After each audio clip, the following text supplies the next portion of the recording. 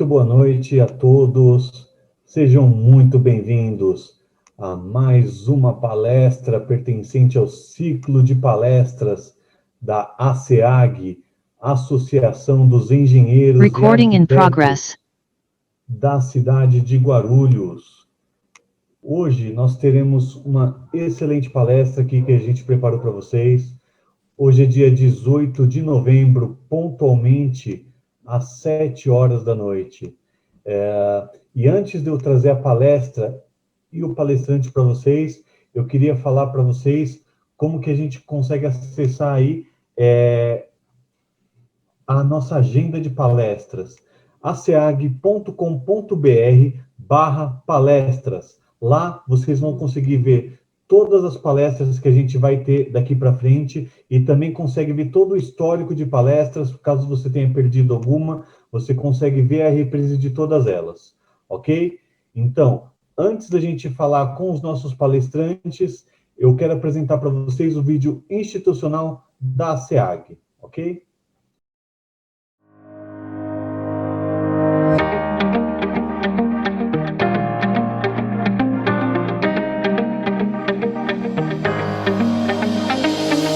A ASEAG, nos seus 50 anos de existência, vem representando os profissionais da área de engenharia, arquitetura, agronomia, técnicos e tecnólogos das mais diversas áreas, junto aos órgãos públicos, prefeitura, estado, órgãos como Corpo Bombeiro, CETESB, Vigilância Sanitária, sempre buscando o melhor profissional, a valorização do profissional.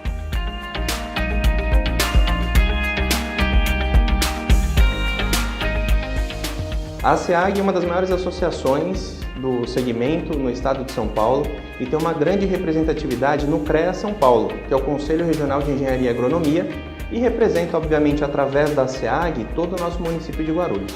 A função do CREA é fiscalizar a atividade profissional protegendo a sociedade. E a função da associação é valorizar o profissional.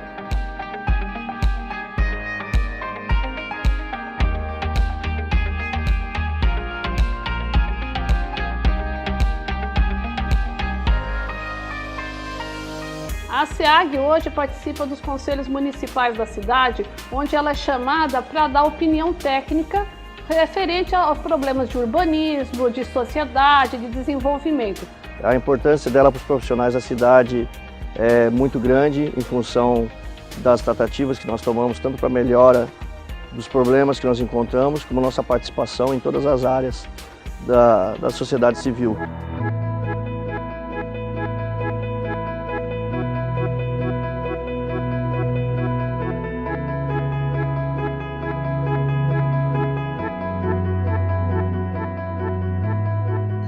Bom, em 31 de março de 1967, logo que eu saí da Escola Politécnica, nós, uma reunião à noite na Felício Marcondes, criamos a SEAG.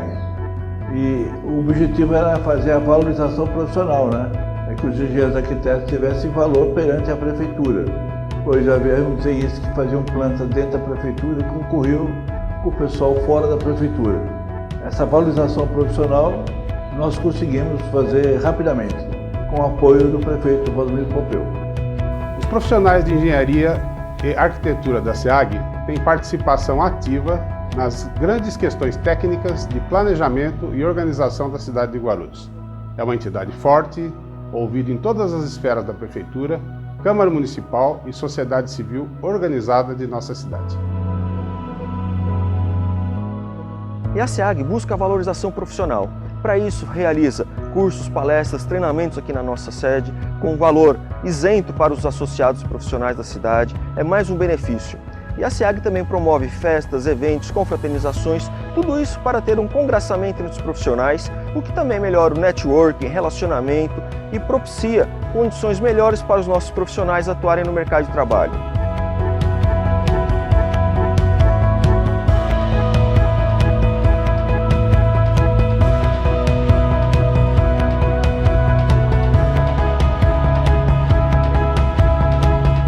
Esta é a SEAG.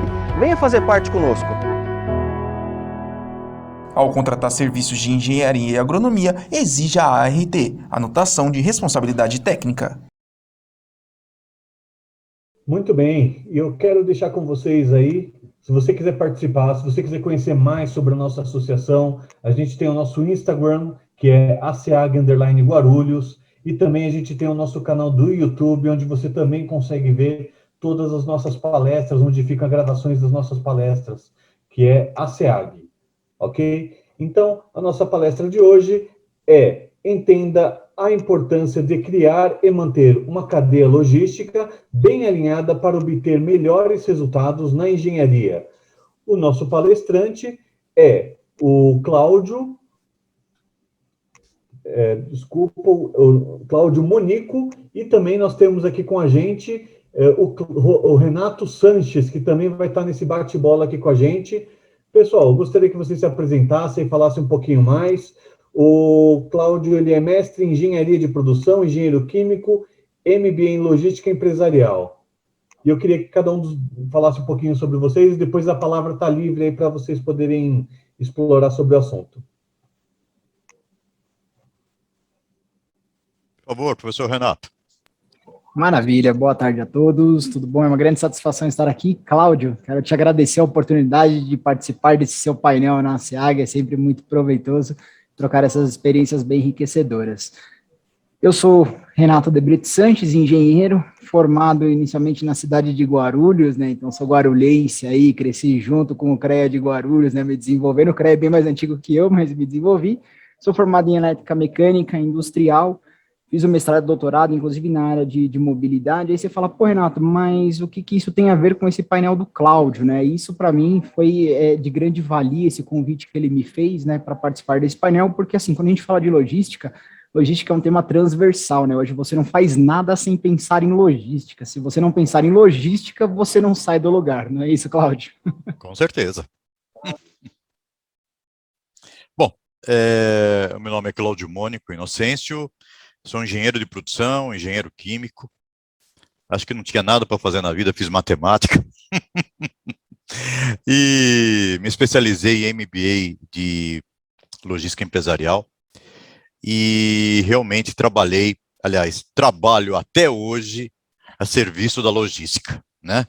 Porque, como disse o professor Renato, essa transversalidade é tão grande, que ela se espalha não somente para... Antigamente a gente pensava de logística, todo mundo tinha uma ideia de transporte, é transportar, né? Hoje se fala em logística de vendas, logística de suprimentos, logística, quer dizer, vários tipos de logística. Mas por que será?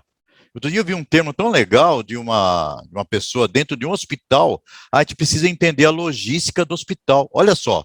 Então, quer dizer, é um termo que cada vez mais, inclusive com a pandemia, houve um aceleramento tão grande e todo mundo começou a entender e sentir a necessidade da logística, né?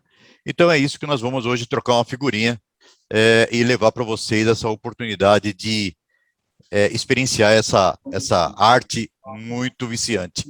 Exatamente. Inclusive, quando a gente fala em logística, ela não começa só no processo produtivo, né, Cláudio? Na verdade, quando a gente fala de logística, ela começa no nosso planejamento. Quando você se desloca para ir num projeto, para você dar uma aula, né, para você organizar um laboratório numa faculdade. Por exemplo, eu estava falando para o Cláudio, até semana passada eu estava em São Paulo, ia fazer essa live com vocês em São Paulo. Eu vim para a Bolívia, né, para a companhia aérea aqui, justamente para fazer uma atividade. Então, eu tive que adaptar a minha logística. Olha que interessante. Começando na área de gestão. Então, sabe por quê, Renato? Todo mundo agora, realmente, a logística ficou tão... um termo relevante, porque se você for analisar não somente a definição da CONCIL, que é o Conselho Internacional, de planejar, organizar, implementar, etc. Tal, não, mas tem um termo lá, uma palavrinha naquele tremendo daquelas 7 linhas de definição, que eu sempre falo. O que é logística? Vamos traduzir em uma palavra? É uma maneira.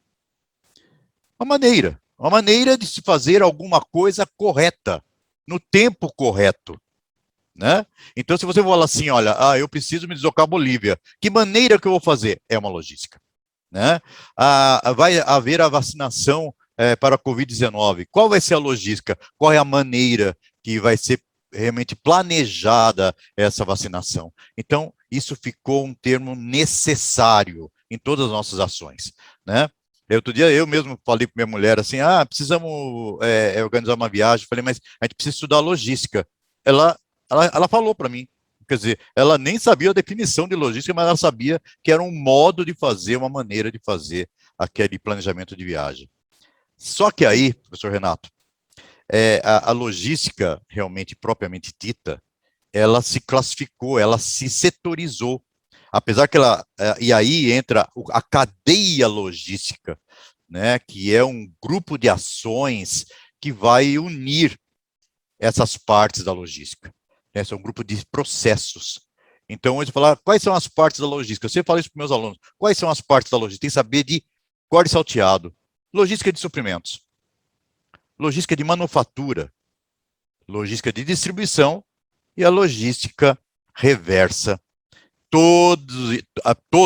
Todas essas partes irrigada com o lado sustentável. Então, a sustentabilidade já entrou na logística, assim como o movimento, a indústria 4.0. E lembrando, né, Cláudio, que logística é o modus, mas não é o modus operandi, o método de fazer de qualquer forma. Logística é a forma eficiente de fazer algo, né? Sim, eficiente e eficaz, né? Porque tem um termo que se confundem, né? Eficaz é alcançar o resultado, logística, eficiência é alcançar o resultado, mas com um plus, né? Uma excelência naquilo que está fazendo. Então, e essas partes, cada uma dessas partes tem a sua excelência, principalmente para esse tema que foi abordado que nós passamos. Como eu vou fazer esse balanceamento, esse alinhamento, para que realmente a engenharia não sofra? Né? Essa é aí que entra a ferramenta da logística. Né? Vamos falar um pouco de cada parte, professor? Com certeza. Afinal de contas, né, já que você explanou muito bem isso, só lembrando que quando a gente fala de logística, você citou muito bem os alunos, né? A gente faz muito bem isso nas instituições que a gente dá aula, inclusive na Universidade de Santo Amaro, e a gente aplica isso no dia a dia, porque para vocês terem uma ideia, hoje, muitos dos nossos alunos já são ou graduados ou atuam no mercado de trabalho. E uma das maiores discussões que nós temos nas disciplinas converge a esses tipos de logística, essas divisões de logística que o professor Cláudio colocou. Exatamente. E aí, nós temos que, nós como engenheiros de produção, até engenheiros industriais, engenheiros de uma maneira geral, tem que ter uma visão um pouco mais ampla da coisa, né? Principalmente para nós que somos gestores. Então, quer dizer, não adianta eu olhar apenas o lado dos suprimentos e não ver o que isso vai refletir lá na cadeia, na manufatura ou na logística interna. E muito menos ver como que eu vou fazer na logística de distribuição. Porque se falhar um dente dessa engrenagem, só uma coisa acontece, o cliente não vai ser atendido, que é a principal situação, né? É a razão de ser. Agora, como é que eu vou atender o cliente naquilo que precisa em todos os seus requisitos e sair com uma operação eficiente? Esta é a equação que realmente nós dividimos e fazemos nossos alunos, inclusive você lembrou bem da Universidade de Santo Amaro, a pensarem nisso. Eles estão nos assistindo e eles sabem como é, na verdade, o nosso ponto de análise. Né? Então, começa assim, cada elo tem que ser bem analisado. E hoje, Renato, você sabe muito bem que tudo que envolve ações está sendo irrigada pelo fator custo. Então, tudo bem, eu quero ter uma excelência nesse processo, mas não vou me preocupar com o custo. Isso realmente é uma coisa muito perigosa, não é verdade? Quantos investimentos e projetos você já participou que a primeira coisa a ser colocada na mesa é o valor do custo do projeto? Não? Exatamente. Inclusive, quando se fala muito em custo do projeto, né, até colocando uma situação interessante, a primeira coisa que vem é corte. Né? Não, vamos ver, corte. Mas não, transporta com o outro que é mais barato, transporta com aquele que não sei o que lá, vamos fazer esse caminho que não sei o que lá, vamos pensar vamos dizer assim, num fluxo de trabalho, né, para uma manufatura que vai dar resultado. Muitas vezes ele é pontual, mas ele não faz sentido naquele processo de melhoria contínua, né, Cláudio? Quando a gente fala em reduzir custo, não é só cortar, mas é reduzir desperdício, né, reduzir perdas. Ou seja, se você reduz perda, você maximiza seu lucro. Então... Isso, na verdade, é a operação que está acontecendo hoje, mas eu não sei se o pessoal está fazendo meio sem querer ou não, mas muitas por querer, que é realmente a operação enxuta, né? Na verdade, é o Lean, né? Que pode ser o Lean Manufacturing, Lean Office, né? Aplicado em qualquer setor da empresa.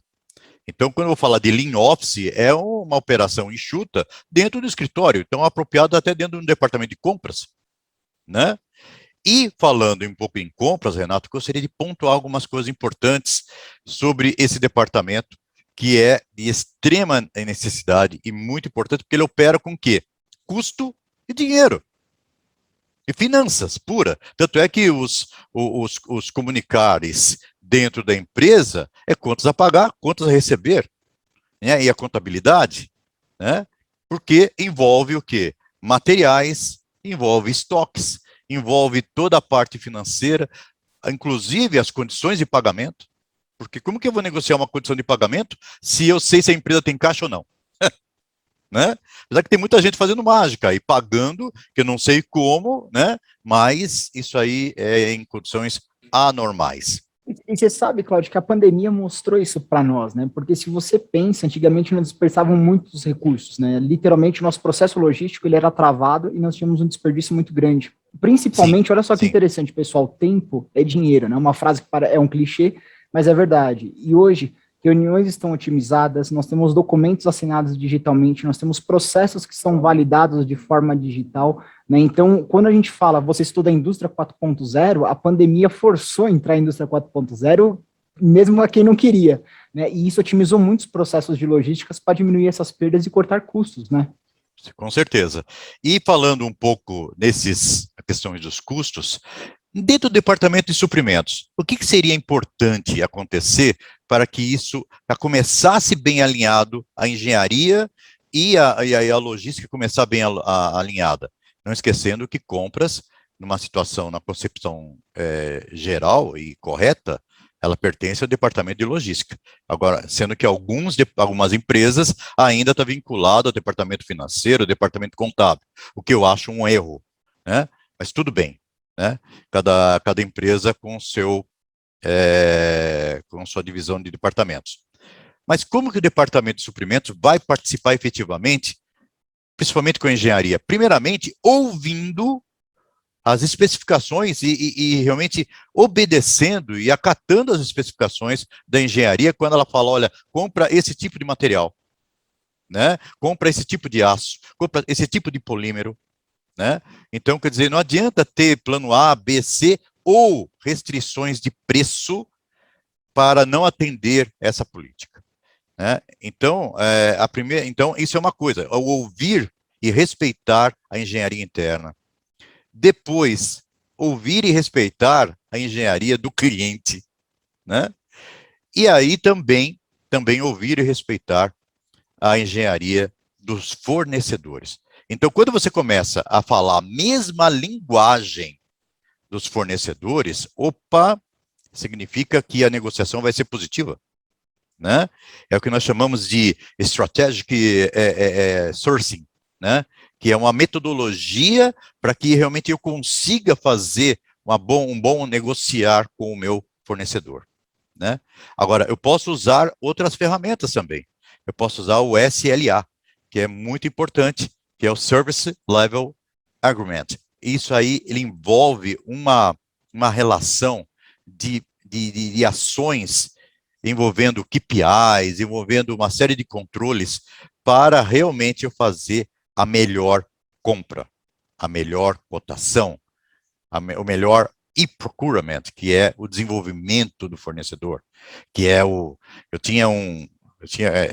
fui mais de 15 anos gerente de logística, e quando eu realmente tinha que desenvolver um tipo de polímero, não porque eu era engenheiro químico, mas de chamar as propostas e ouvir tecnicamente, não somente preço, mas garantia, condições de pagamento, entregas, lead time e etc. tal, eu não estava pensando somente no departamento de compras. Eu estava pensando no todo, né? Então, isso tem que correr? Tem. Uma boa gestão de contrato. Se realmente eu vou ter um fornecedor e não vou ter um contrato, realmente eu posso ficar à mercê de muitas coisas ruins, né? E a empresa vai pagar por isso, né? Mas, Renato, tem uma coisa hoje em dia que está pegando, infelizmente, que é uma falta de princípios de governança corporativa, né? E até mesmo de compliance. Para quem realmente nunca ouviu esse termo, compliance é uma conformidade, né? Eu vou me comprometer a ser íntegro, ético, olha que coisa bacana, numa relação de negociação, né? Eu já ouvi, infelizmente, quando eu fui negociar com um cliente, e ouvi uma pergunta, quanto eu vou ganhar? Entendeu? Então, isso é lamentável, né? Mas acontece ainda. Então, quer dizer, quando eu tenho uns princípios de governança corporativa, eu estou falando realmente de responsabilidade corporativa, de equidade, de transparência. Eu começo por aí. Em função disso, aí depois eu vou soltar os meus KPIs. Aí sim eu vou ver qual é o custo do produto, né? Qual é a qualidade do produto. Uma coisa importantíssima para quem gosta da área comercial, a perguntinha qual é o meu custo de aquisição? Qual é o custo por pedido? Né? Então, hoje aqui, nós não vamos falar de custos e a nível de definições, etc. Eu estou pontuando que é realmente importante saber esses pontos. Porque às vezes você está achando que está fazendo uma tremenda de uma compra, né, em função só apenas do preço, e você não está colocando ali todas as outras situações, né? Principalmente prazo de entrega, né? Realmente qualidade do produto, a qualidade da entrega, esses KPIs vão ser importantes eu ter na mão, né? Eu, como gerente, como diretor, eu queria ver na minha mesa um relatório, principalmente por fornecedor. Por que isso? Vai ter uma renovação de contrato, ou se não, eu vou ter uma ISO 9000, uma qualificação de ISO. A ISO não vai pedir, ela vai impor que isso aconteça. Para que a segunda falseta, esse fornecedor já seja descredenciado, né? Agora, Renato, você sabe quais os maiores problemas que existem nas empresas hoje em dia? Não estou nem falando de tecnologia, hein, ainda, né? Infelizmente, não ter um processo bem definido. Exato. Uma coisa legal, Cláudio, tocando nesse ponto que você falou do processo, você falou muito, né, dos KPIs, você falou muito sobre a ética, o ESG, é que uma das coisas que é um paradigma ainda é aquilo que dói, né? Dói você falar assim, eu estou errando, eu preciso mudar, né? A gente sempre tem aquela visão, sempre foi assim, por que eu vou mudar? Então, quando você está nesse processo de mudança, você tem que estar aberto a falar, puxa vida, eu sempre cometi um equívoco, deixa eu aprender o novo. E muitas das vezes a gente vê os erros de logística, porque é o que você falou, né? No papel, tá tudo bonitinho, mas na prática, dói, né, no ego da pessoa. O ser humano é falho, né? E o ser humano é ele que faz com que todo aquele projeto bonito, que no papel é válido, não se torne eficiente. Perfeito. E aí, sabe o que gera? Desperdício. Né? Desperdício de tempo e principalmente de dinheiro. Eu já implantei em muitas empresas, por exemplo, softwares corporativos, ERP. Aí a empresa contrata aquilo porque o dono acha que realmente ele precisa ter um controle melhor, e na hora que você vai fazer cadastro de matéria-prima, o cadastro está teoricamente no papel de pão, né? Não tem um cadastro oficial, ou está numa planilha de Excel, né? Então, como que a pessoa vai fazer um controle de estoque, um controle de nível de estoque, de armazenagem, ou até mesmo de de compras se o cadastro do produto não está realizado. Não tem coisa linkada, né? E principalmente isso vai afetar o quê? O B2B, né? A comercialização vai ser muito afetado, porque o grande objetivo é reduzir o custo do B2B, né? Que é a relação com o meu fornecedor, negócio, né? Então, aí entra a questão do custo de aquisição. Como que eu vou usar a redução do meu custo de aquisição no B2B? E aí entra aquela definição básica. O custo de aquisição, eu vou pegar o preço, que é o valor da nota fiscal, vou tirar os tributos recuperáveis, que é ICMS, CONFINS, IPI, etc. tal, vou somar as despesas necessárias, que, na verdade, são frete e seguro. Exato. Agora, isso se eu não tiver produto importado. Se eu tiver produto importado, aí acabou de lascar. Inclusive, colocar Cláudio, todos os embaraços.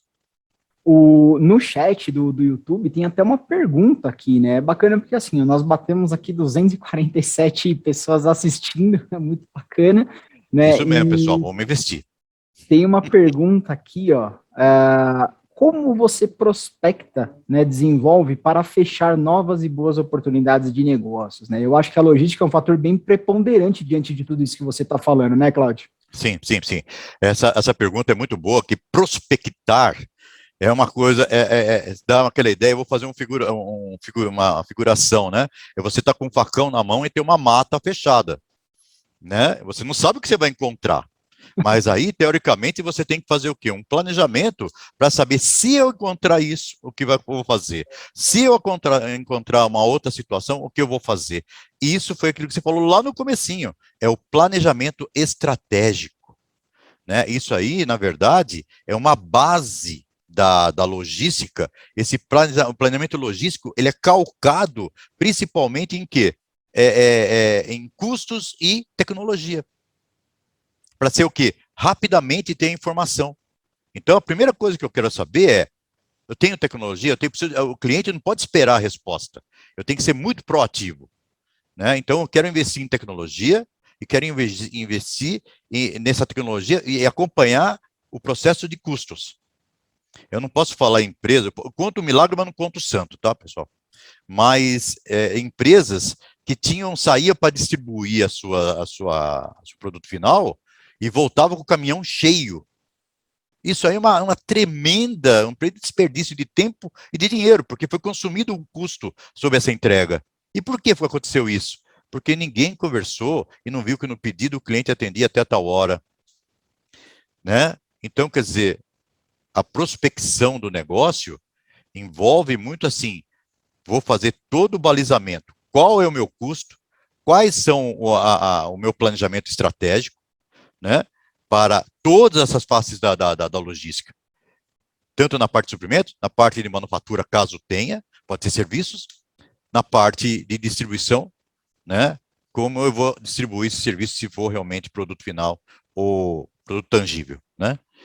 Então, a pergunta é muito boa e tem que ser realmente muito ampliada, muito fracionada, né. Muito bem. Tem mais alguma pergunta aí, Renato? Exatamente, né? Na verdade, Cláudio, é até interessante, aparece uma outra pergunta que me colocaram aqui no WhatsApp, né? O pessoal tá interagindo de tudo quanto é forma. É isso mesmo. Mas é isso aí, pessoal, vamos interagir, porque como o Cláudio comentou, esse processo de logística, muitas das vezes a gente atua, né? E a gente não considera isso na nossa composição de custo, né? E é interessante porque, por exemplo, quando você faz uma proposta, às vezes o cliente fala assim, nossa, mas o outro tá 1/3, né, do seu preço final. Nossa, mas o outro produz 1/5, não existe mágica.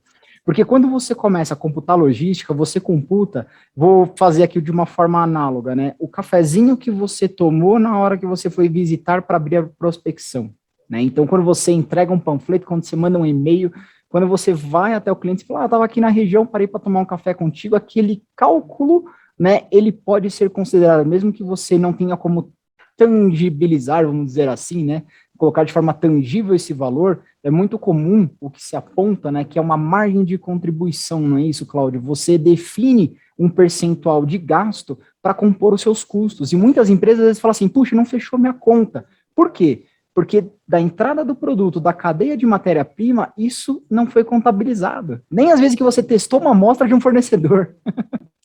E o pior é nada, né, Renato? Se eu for contabilizar, por exemplo, partilhar os custos dentro de uma instituição, 3 são os maiores custos, né?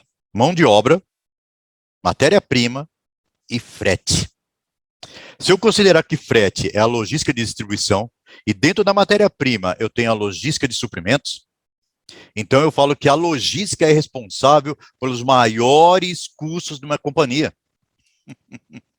Né? Olha Exatamente. o tamanho da responsabilidade.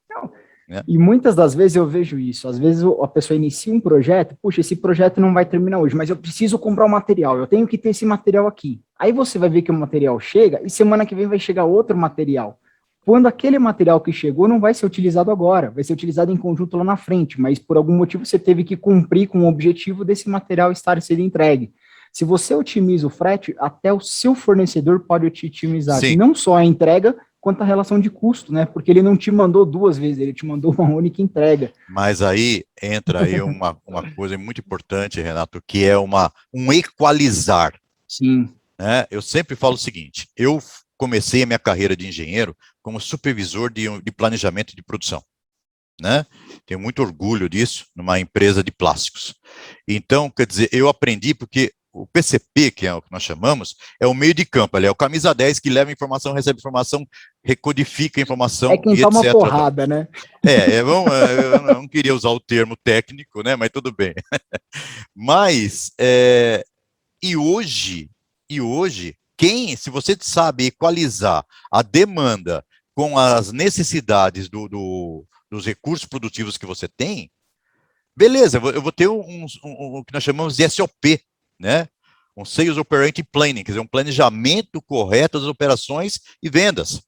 Então, quer dizer, eu vou ter um equilíbrio. Toda vez que eu vejo uma empresa, eu entro pela empresa e vejo uma gritaria de vendas com produção e etc. tal, eu já falo, não tem PCP. Ou um PCP inoperante. Né? Então está dentro daquilo, quer dizer, e aí vai sabe o que vai acontecer? É isso que você acabou de falar, vai ser uma bateção de cabeça, o cliente não vai receber na hora que quer, vendas não vai saber realmente se foi atendido ou não, então vai ser aquela torre de Babel, né? E o que fazer para quando acontecer esse tipo de problema, que vai afetar os custos, mas diretamente, porque se eu não planejo direito, por exemplo, tem que entregar um determinado produto para o cliente na semana 20, eu tenho que saber, através da engenharia que vai me passar, olha, você vai, para entregar na semana 20, você precisa começar a produzir na semana 19, porque o lead time interno é uma semana, é o que nós chamamos de MRP, né? Uma ferramenta do PCP, eu vou atrasar a minha entrega. Com certeza, eu não vou aplicar o MRP, que não é uma ferramenta difícil, eu já fiz na mão o MRP, usando Excel, mas aí, glória, né? Realmente colocamos o MRP num ERP, né? Para realmente ficar tudo automatizado. Aí vendas consegui enxergar o que eu estava planejando, compras conseguiria dar continuidade comprando na hora correta. Olha só que monte de interligação, né? Envolvendo, e se for informatizado, melhor ainda, né?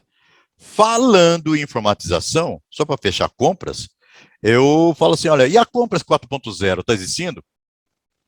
Tá, né? É aquele que nós chamamos, aquele strategic sourcing versus o machine learning. Opa, mas o que é isso, Cláudio? É quando eu tenho, por exemplo, uma máquina que está dando um alerta, ó, pi, pedido chegou está na hora de fazer o ponto de pedido. Opa! Então, esses BIs que existem dentro de um RP são importantes para evitar, para ter uma informatização daquilo que estou precisando comprar, daquilo que já está excedendo o recebimento, né, que é um follow-up automático. Então, tem muita coisa legal aí, pessoal. Então, parte de compras, pesquisem sobre Lean Office, pesquisem sobre ao Compras 4.0, né? Porque aí vocês vão ficar por dentro do que está acontecendo agora. Agora vem a segunda parte que você nada de braçada, né, o Renato? Que é a parte da manufatura. Né? A manufatura... Exato, manufatura, manufatura. Manufatura que nos assombra todo dia. Não é humano que fatura. Mas como que a indústria hoje, essa inovação na indústria, vai funcionar com essa manufatura 4.0, que é a bola da vez. Né? Inclusive, até sugiro para um outro encontro, uma abordagem igual nós fizemos ano passado sobre a indústria 4.0, né? Agora, exatamente. A manufatura vai depender de novo do planejamento, né? Mas aí vai ter o quê? Uma manufatura digital. Você fala, pô, que negócio é esse de manufatura digital? O que ela vai fazer? Ela vai integrar os processos, ela vai automatizar os sistemas, né? E esse planejamento dentro da manufatura vai ter que usar o quê? Um processo chamado simulação. Né? Essa simulação e uma validação daquela manufatura. Né? E isso eu vou usar o quê? Modelagens, eu vou usar simulações, eu vou ter que usar softwares realmente importantes para dar introdução a essa manufatura desse produto. Né? E é onde está aí a engenharia de novo, participando do processo. Né? Inclusive, quando a gente fala dessa tecnologia de manufatura, né, Cláudio, nós temos que entender que agora, inclusive, com essa relação que nós estamos tendo com um tema muito atual chamado metaverso, né, existe a digitalização das fábricas, é o que você falou. Sim. O processo de simulação, ele é tanto físico, quanto você consegue.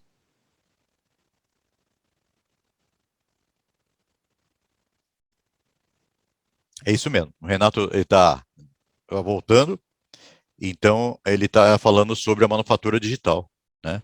Na qual muitos processos, muitas situações estão sendo digitalizadas de uma maneira de captação de informação e até mesmo de input de informação muito mais rápido, né? Pois não. Enquanto o engenheiro Renato Sanches volta, bom, o que o senhor estava falando sobre a questão de modelagem, de manufatura, era até com relação à tecnologia de CAM, né? Exatamente. O CAD, CAM, né? Ou realmente você pode...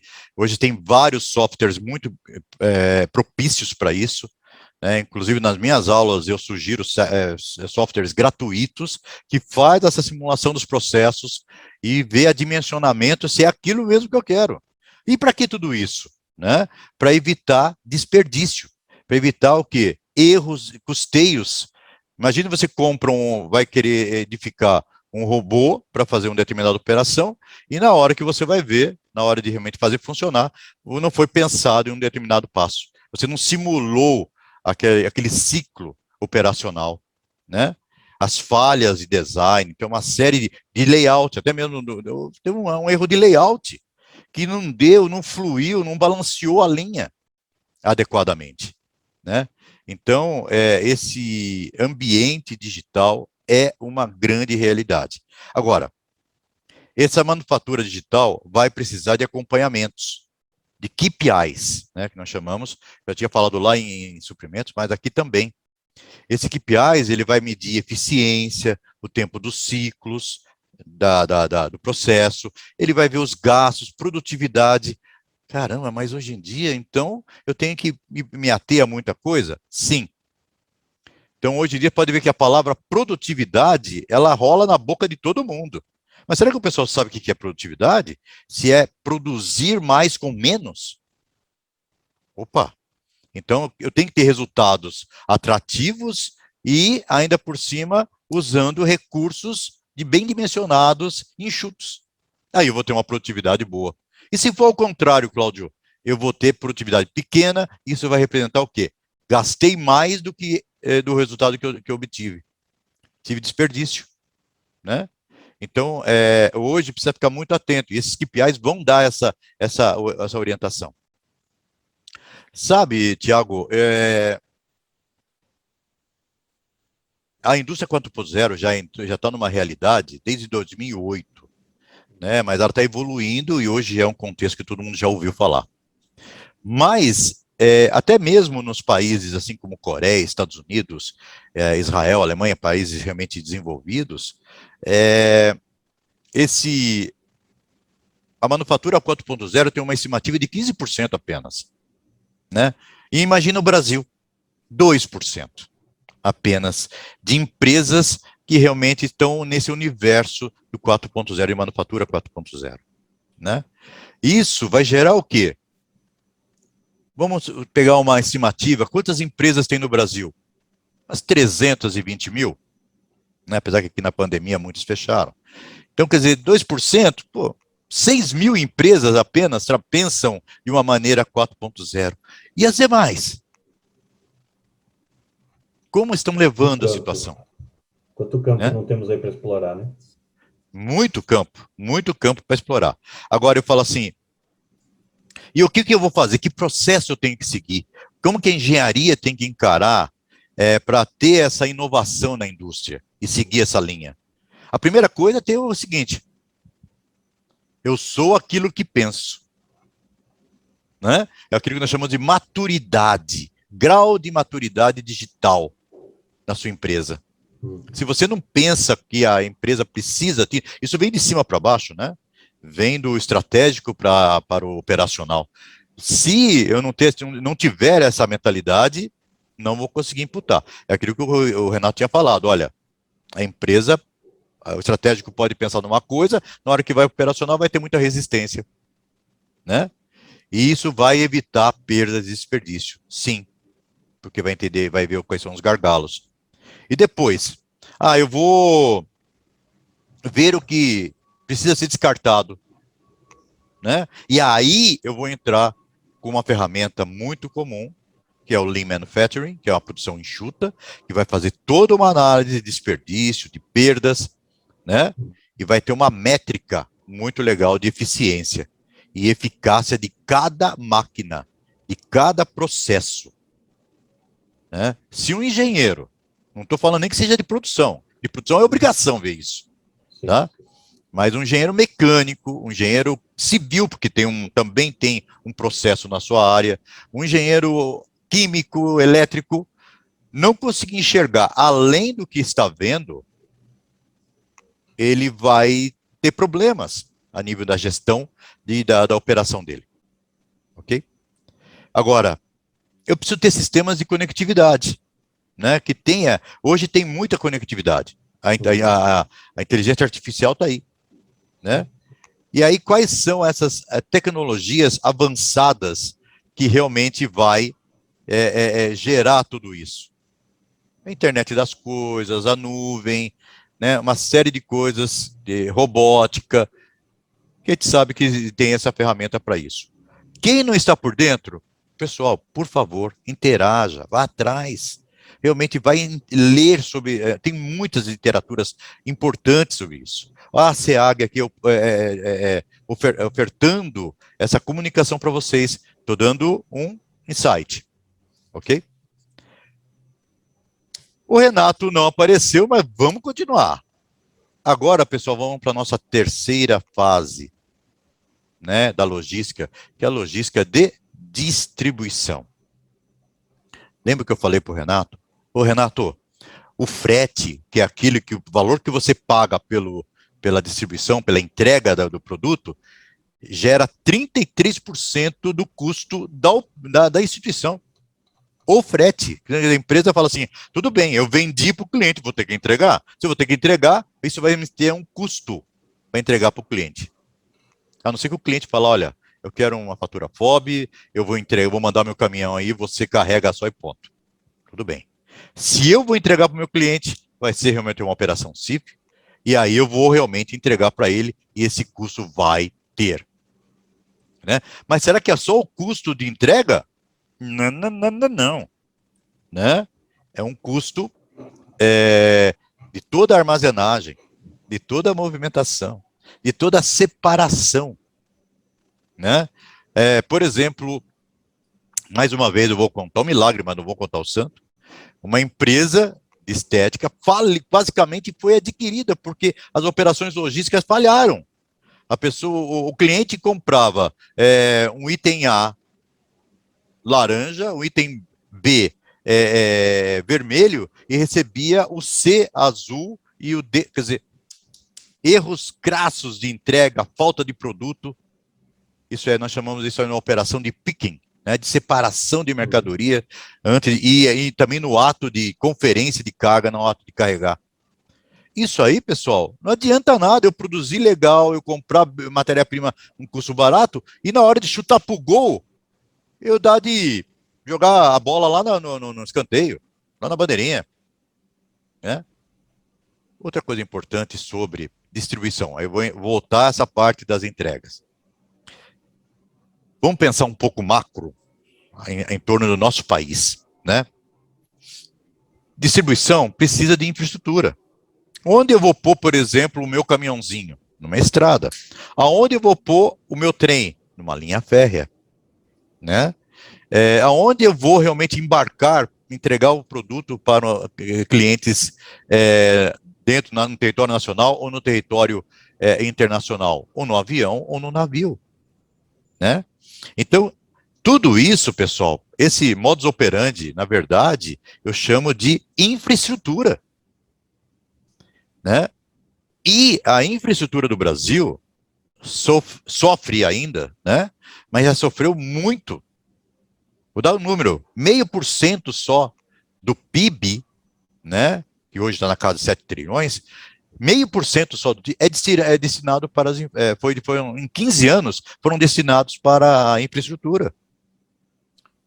Né? Então, quer dizer, não adianta o Brasil ser o maior produtor de alimentos do mundo se eu não consigo entregar toda a minha produção. Né? Porque a minha produção de soja, vou falar em particular, ela vai sair lá do Mato Grosso, lá da região de Tocantins e tal, e vai ser destinada a um porto. Como ele vai chegar no porto? Pô, é de trem? Puta, o trem não é suficiente para desovar toda a produção. Então, vou ter que colocar caminhões com 54 toneladas cada bitrem, né? E eu vou precisar de mais e mais e mais veículos. Pra você ter uma ideia, uma composição de trem, para ter a mesma quantidade de um trem, eu preciso de mais de 35 caminhões, 35 carretas. E tudo isso gastando pneu, gastando diesel e gastando estrada. Imagine se eu não tenho ainda. Ainda chega no porto, tem um gargalo. O porto não consegue realmente um navio ser carregado com a sua totalidade, porque a calha é um pouco baixa. Isso é infraestrutura, pessoal. Né? Então, isso precisa ser alinhado. Alinhado. Para quem mexe com logística de distribuição, essa parte de infraestrutura tem que ter um alinhar aí. Ok? Agora, quando o Banco Mundial fala, olha, para se ter realmente uma infraestrutura boa, você precisa investir no mínimo 2% do seu PIB em 15 a 20 anos consecutivos. Não dá, pessoal. Não vai dar. Né? E ainda por cima, o Brasil ainda, os custos logísticos no Brasil chegam na casa de 11,5% do PIB. O custo, o gasto, o que eu gasto para realmente fazer esses custos logísticos. Então, é uma coisa séria, pessoal, séria, né? Então, quando você fala assim, olha, eu não vou construir uma estrada para levar um material, um alimento para uma determinada cidade, pensem bem, né? O objetivo da logística, a missão da logística não está sendo atendida, né? Você tem uma ideia, pessoal? Só 12,5% da nossa malha viária, que são as estradas, são pavimentadas no Brasil. Né?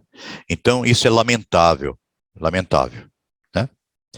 Agora, se eu vou fazer uma entrega, o Thiago fez uma entrega no e-commerce, fez um pedido no e-commerce, e o que aconteceu na pandemia, todo mundo comprou muito pelo e-commerce, porque não podia sair, etc. tal, foi o que salvou. Essa logística de levar o produto até vocês fazendo o produto via internet, né, internet, isso ajudou muito nesse período de pandemia.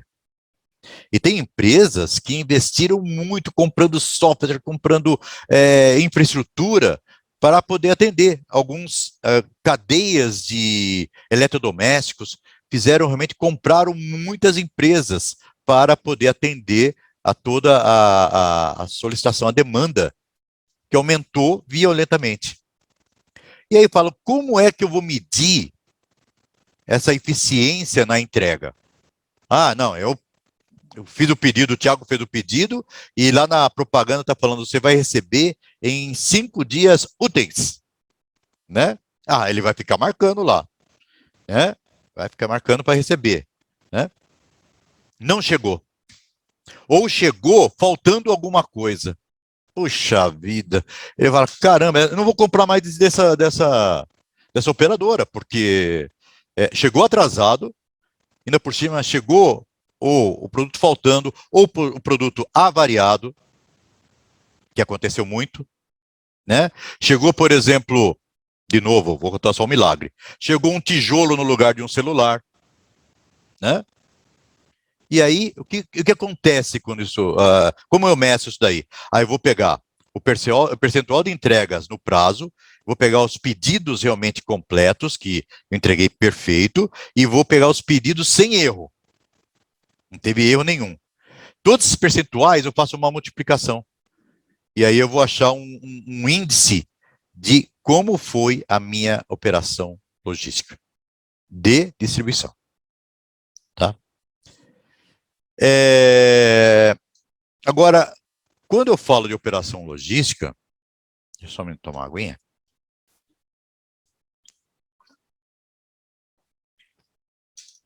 As empresas estão investindo muito em como realmente ter sucesso, né? Os fatores críticos de sucesso dentro da logística são ainda os custos, né? E um custo total de logística envolve custo de transporte, custo de armazenagem, custo de estocagem, custos de tributos, e tudo isso dependendo do nível de serviço. Isso vai ser medido. Tá? Por isso que aí a concorrência até que é legal, porque aquela operação, aquela operadora que o Thiago comprou e não entregou ao direito, na próxima ele não vai comprar dela, ele vai para outra. Né? Então, porque o nível de serviço dela não foi a contento. Né? Então, nível de serviço, a localização logística do lugar e o transporte é uma dos tripés desse sucesso logístico, irrigado com bastante tecnologia e custo. Né? Eu não sei se vocês já ouviram falar de um termo chamado trade-off. O trade-off é realmente, a gente pode colocar assim como sendo o quê? Um poder de escolha. Né? Eu vou escolher uma coisa em detrimento à outra. Então, quer dizer, custo e benefício. Às vezes eu quero ter um benefício, eu vou ter que pagar por ele. Né? É a mesma coisa do Thiago. Desculpa de usar como exemplo, viu, Thiago? O Thiago quer comprar uma situação que está lá em Manaus. E falou, pô, eu preciso para ontem, para minha empresa. Ou ele vai fazer o quê? Aí a pessoa falou assim, ó, para chegar aí, eu vou ter que realmente mandar via aéreo. Tá? Não vou mandar via terrestre, que são quase mais de uma semana para chegar aí. Ah, então tá bom. E aéreo? Aéreo você vai receber em um dia, até desembarcar, desenrolar, etc. tal, você vai receber. Mas tem um custo para você pagar. Ah, eu aceito. Quando ele fala eu aceito, ele acabou de fazer um trade-off, realmente porque ele abriu mão do custo em função do benefício. Então isso aí vocês vão ouvir esse termo toda hora, engenheiros. Né? Agora, pessoal, quando eu falo realmente de transporte, eu posso falar com bastante propriedade para vocês, porque eu já tive transportadora. né? Já gerenciei muitos transportes, né? Seja ele terrestre, seja ele rodoviário, né? Então,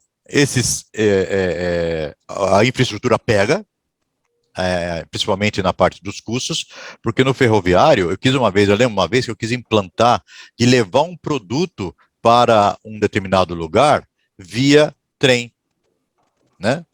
Puta, e aí eu falei, caramba, que legal, a infraestrutura existe, tem o trilho lá, tem a bitola para aquele trem, realmente eu vou conseguir entregar.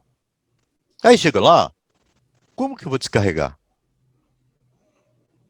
Eu preciso chegar, peraí, o trem não passa na porta, né?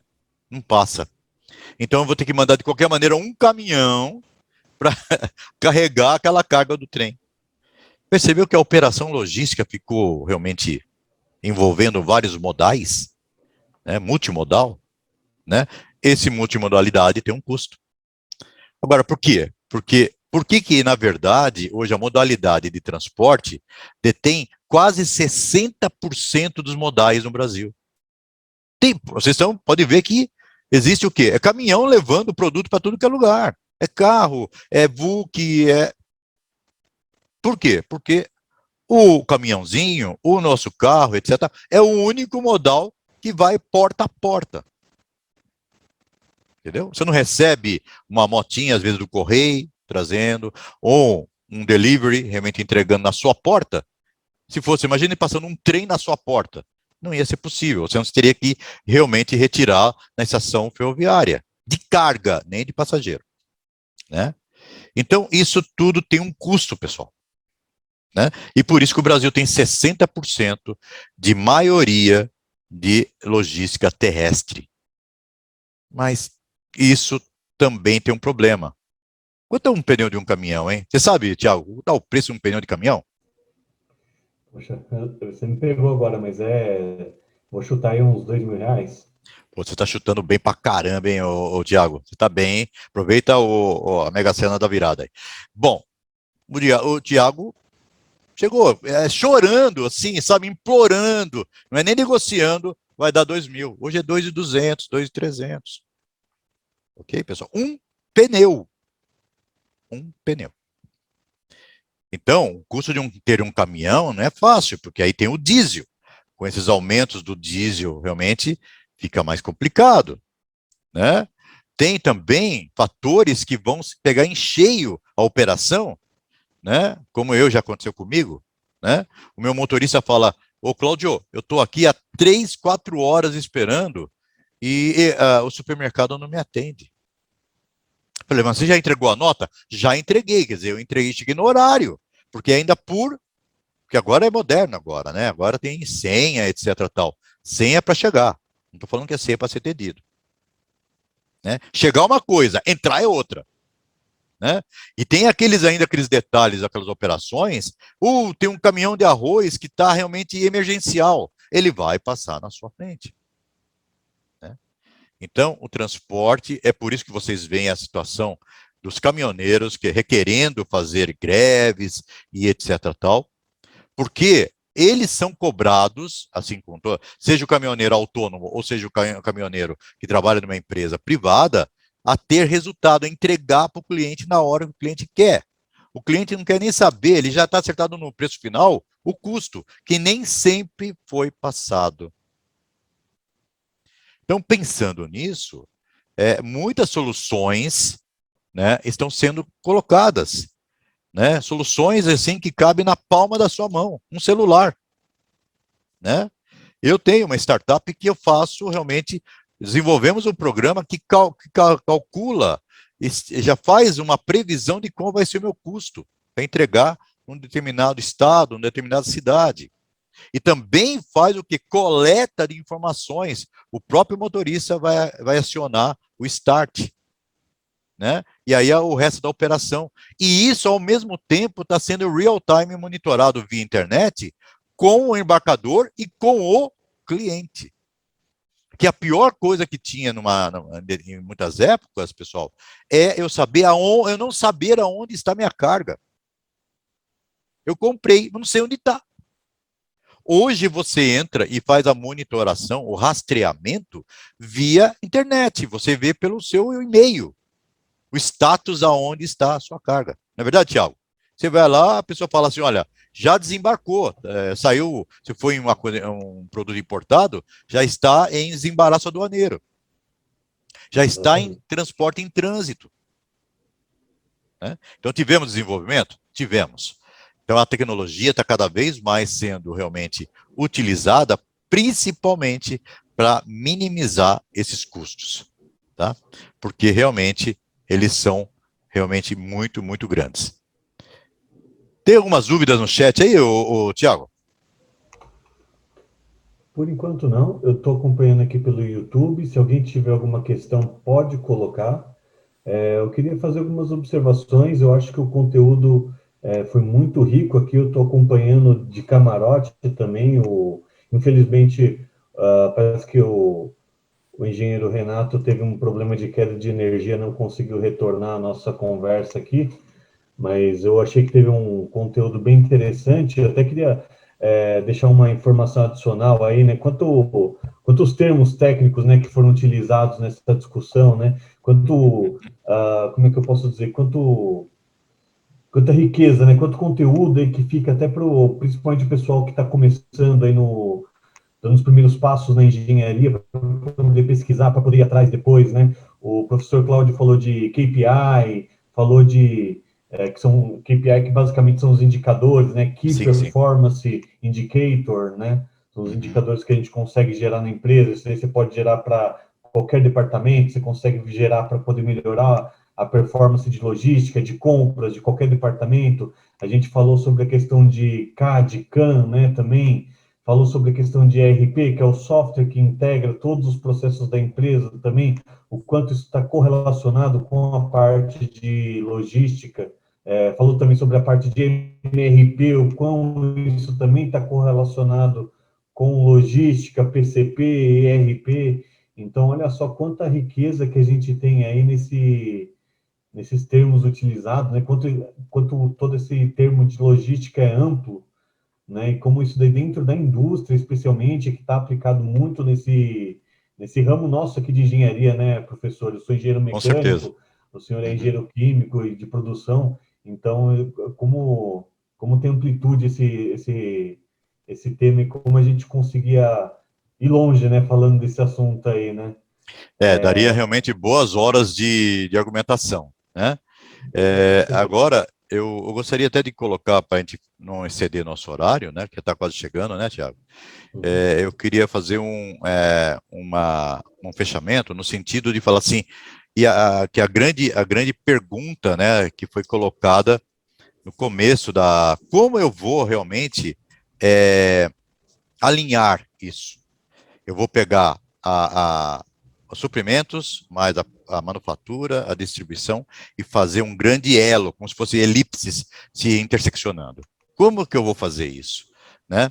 Então, pode perceber que esses pontos comuns, independente de qual parte técnica você domina, em qual área você domina, se é civil, mecânica, etc. tal, o engenheiro hoje em dia, ele tem que ser, antes de mais nada, um gestor, um autogestor, né?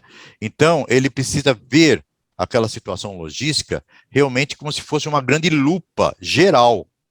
Não é apenas ver aquele seu setor, não. Você tem que ver o seu setor, os inputs de informação que o seu setor recebe, os outputs, as saídas de informação que o seu setor recebe, as interações que eles fazem logisticamente com toda a empresa.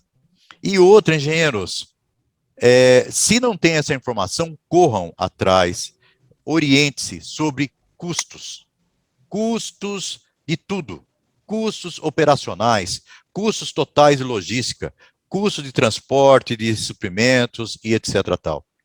São muito importantes. E tudo isso irrigado com muita inovação tecnológica.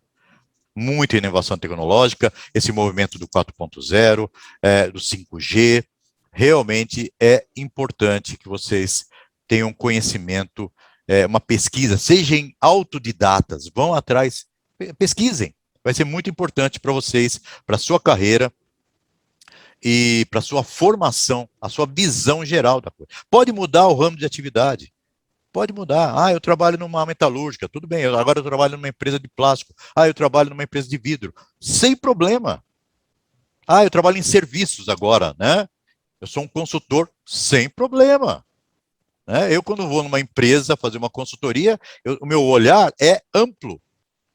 Né? E eu adoro entrar pela expedição para saber como que é a organização da saída. Pela expedição você vê como que é o resto da empresa. Ok? Mais alguma consideração, Tiago? Não, perfeito, eu acho muito legal, que só queria complementar, realmente, o engenheiro tem que ser curioso, né? Eu acho que sempre foi assim, Sim. E hoje mais do que nunca, né, professor Cláudio? Com certeza. Eu faço todas as minhas palavras. Queria agradecer muito, acho que foi muito enriquecedor, excelente, e eu quero deixar a porta aberta aí para quando o senhor quiser, fique à vontade para trazer mais o seu conhecimento aí. Eu que agradeço bastante mais essa oportunidade da SEAG, juntamente com o CREA, né? E também, mais uma vez, a coparticipação do professor Renato, sempre ilustrando com a sua sabedoria, né? A sua visão de mercado, que é muito bom, o engenheiro ter visão de mercado. E agradeço e me coloco à disposição a qualquer momento que vocês precisem. Realmente eu abro uma lacuna na minha agenda apertada lá, mas eu vou atender porque realmente sei da intenção, dos objetivos da SEAG, né, e a razão por que ela foi aberta, né, e ela está aí ainda há muitos anos no mercado, exatamente objetivando essa integração do engenheiro no mercado de trabalho, trazendo informações, discutindo pautas importantes, principalmente envolvendo o lado sustentável, né, de todas essas informações. Muito obrigado, Tiago, muito obrigado à SEAG.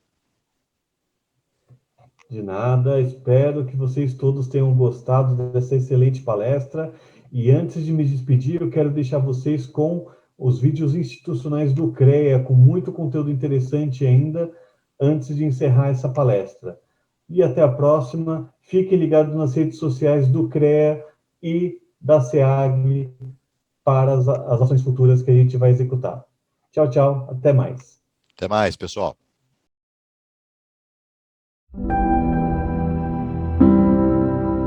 O que move um engenheiro? Tudo o que ele estudou? As vocações que ele tem? O que ele faz de diferente? É a profissão com maior número de especializações. São tantas.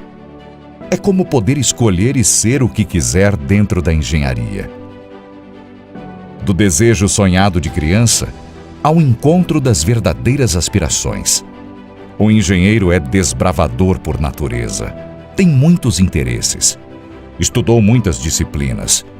Reúne em si mesmo várias habilidades e conhecimentos. Ciências, matemática, física, criatividade. E o olhar investigativo às novas descobertas. Dos rabiscos, o engenheiro começa o seu entendimento de projeto. Racional demais? Não. Racional e intuitivo. Não existe criação sem a intuição. Não é por acaso que a palavra engenheiro veio do antigo francês e do latim para significar talento, inventividade, destreza incomum. A capacidade de encontrar soluções para problemas tecnológicos, práticos e muitas vezes complexos. A engenharia é um trabalho de largo fôlego. Toda construção é aberta à possibilidade de progredir. Na química, na energia, na infraestrutura, na produção das indústrias, na agronomia, nas geociências, nos alimentos, em todos os campos úteis à sociedade. A engenharia está em quase tudo que você imaginar. Tem sempre um engenheiro fazendo mais por você. CREA São Paulo. O CREA São Paulo fiscaliza, orienta e habilita o exercício profissional dos engenheiros. O que faz o CREA São Paulo?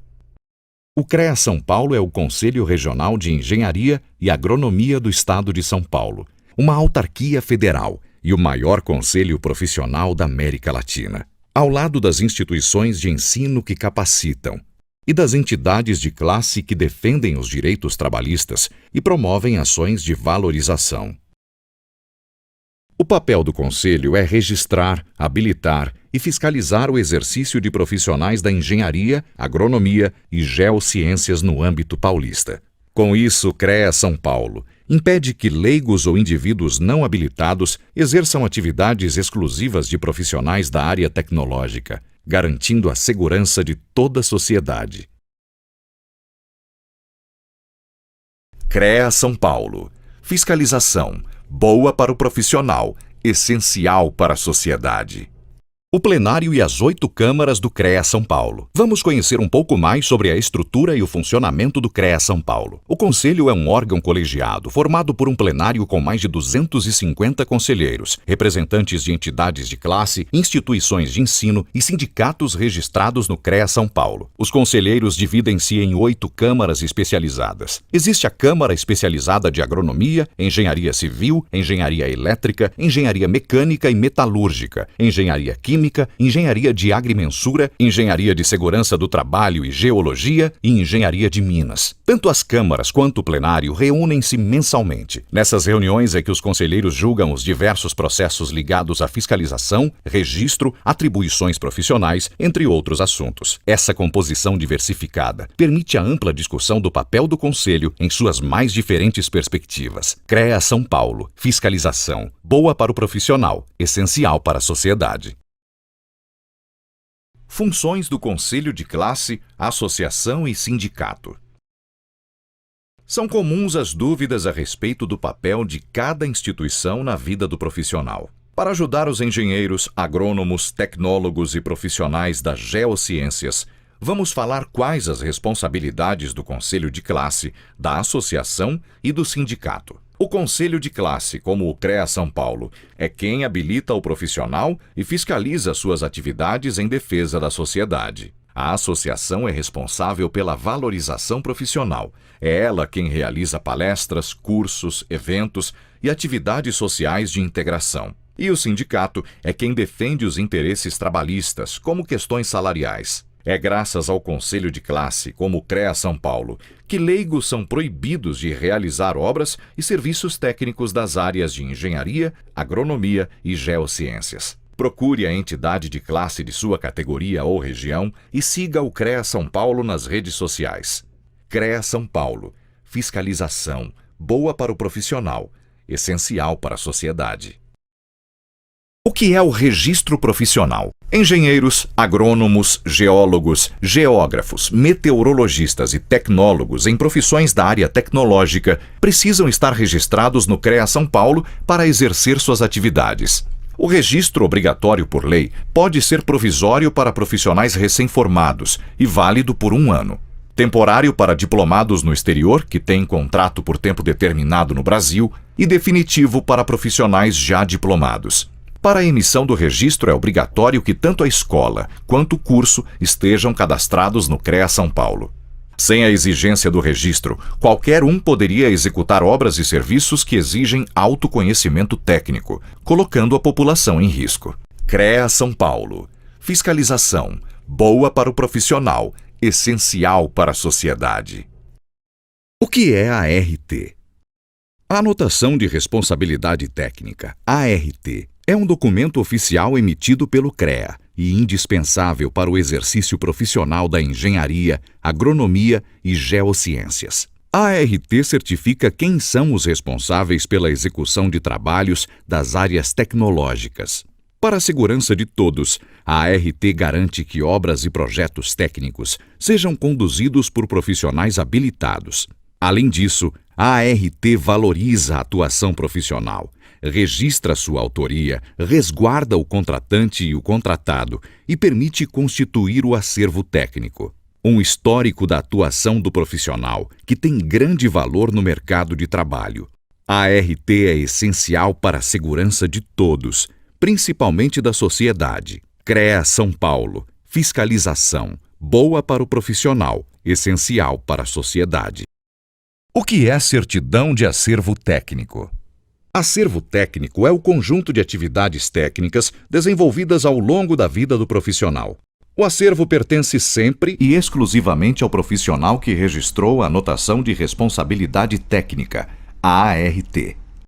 A certidão de acervo técnico, conhecida como CAT, é o documento que certifica as atividades registradas no acervo técnico e comprova a experiência do profissional ao longo do exercício de suas realizações. A CAT é imprescindível para a participação em licitações e concursos públicos nas áreas da engenharia, agronomia e geociências. A solicitação da certidão de acervo técnico é feita online. Consulte no site do CREA São Paulo os documentos necessários. CREA São Paulo. Fiscalização. Boa para o profissional, essencial para a sociedade. O mundo percebeu que é preciso mudar. A engenharia, agronomia e geociências fazem o que é essencial à vida e, com visão de futuro, estão na liderança da retomada econômica. Diante de tantas mudanças, o CREA São Paulo iniciou sua própria transformação para estar cada vez mais próximo aos profissionais e atuante na segurança da sociedade. Faça parte da transformação do CREA São Paulo.